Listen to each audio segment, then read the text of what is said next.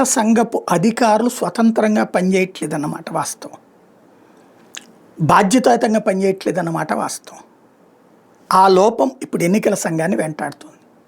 ఎందుకు వాస్తవం అంటే ఓ సిస్టమ్ కావాలి. ఇప్పుడు నేను ఎలక్షన్లో నుంచున్నా, నాకు 100 ఓట్లు పడ్డాయి అన్నటువంటిది నేను అంచనా వేసుకున్నా. లేదు అక్కడ 50 పడ్డాయి, దానికి నేను 100 అనుకుంటే 50 ఎట్టబడ్డాయి అంటే నాది తప్పు. ఎందుకంటే నా ఎక్స్పెక్టేషన్ తగ్గట్టుగా ఓట్లు పడవు. అలా కాకుండా కౌంటింగ్ చేస్తున్నప్పుడు తేడా వచ్చింది, లేదా పోలింగ్కి సంబంధించినటువంటి చూసినప్పుడు తేడా వచ్చిందని అడిగా. నేను వీవీప్యాట్ లెక్కేయమని అడిగా. లెక్కేయాలా, నిరూపించాలా? ఈవీఎంలో 100 ఓట్లు పడ్డాయి, వీవీప్యాట్లు కూడా 100 ఉండాలి. ఈవీఎంలో ఎన్ని ఓట్లు ఎవరెవరికి పడ్డాయో అంతే ఉండాలి. అది అడిగిన ప్రతిసారి చూపించు, నువ్వు 10 సార్లు చూపించు, ఆ తర్వాత ఇక అడగడం మానేస్తారు. అలా కాకుండా ఈవీఎంలు కౌంట్ చేయాల్సిన అవసరం లేదు, లేకపోతే వీవీప్యాట్లు కౌంట్ చేయాల్సిన అవసరం లేదు, సుప్రీంకోర్టు చెప్పింది 10% కౌంట్ చేయమని చెప్పేసి చెయ్యం మేము అంటే ఎలా బాధ్యత అవుతుంది ప్రజాస్వామ్యంలో? చేయనప్పుడు అసలు ఇంక ఎన్నికల సంఘం ఎందుకు? అడుక్కుతేనా? అట్లాగే పోలింగ్ బూత్లోకి చొరబడినటువంటి సంఘటనలు చోటు చేసుకుంటే పట్టించుకోమేము, అంతా సక్రమంగా ఉందని చెప్పి స్థానిక అధికారులు ఇచ్చారు అంటే ఇంకెందుకు ఎన్నికల సంఘం? అడుక్కుతేనా?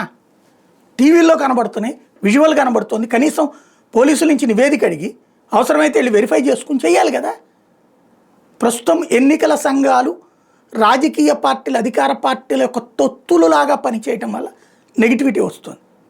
At the same time vote చోరీ లాంటిది మాత్రం పనికి మాలినటువంటి ఆరోపణ. నా ఓటు కనబడట్లేదు, ఖచ్చితంగా నేను అడుగుతాను, అడగాల, నా తరపు నువ్వు పోరాడు, ఓటు ఇవ్వమని చెప్పి అడుగు, పోరాడక్కర్లా, ఓటు ఇవ్వమని అడుగు.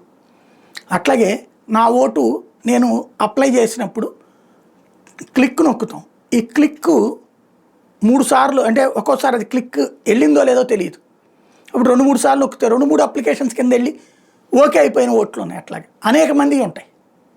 నాదే గతంలో జరిగింది, ఒకే పేరు మీద 4 ఓట్లు వచ్చినాయి. ఏంట్రా అంటే క్లిక్ అక్కడ నెట్ పని చేయలేదేమో అనుకున్నాం, తీరా చూస్తే అయ్యింది. వరుసనే 4 పేర్లు వచ్చినాయి, ఒకటే ఓటు వేసుకుంటాను. ఇది తేడా వచ్చిందంటే ఎట్లాగా? అక్కడ ఉండేటటువంటి సిస్టమ్, ఎన్నికల సంఘం దాన్ని చేయాల్సింది ఏంటిది అనేది చెక్ చేసుకోవాలా, 3 కట్ చేయాలి, చేసే పరిస్థితి లేదు. ఇట్లాంటి లోపాలు ఉంటాయి. ఆ లోపాలని తీసుకొచ్చేసి టోటల్గా అది కుంభకోణం, లంబకోణం అని చెప్పి ప్రచారం చేయడం వీళ్ళు చేస్తున్న తప్పు. అది ఉద్దేశపూర్వకంగా జరుగుతున్నది. అందుకే ఎన్నికల సంఘం అఫిడవిట్ మేము తేలుస్తామని చెప్తోంది.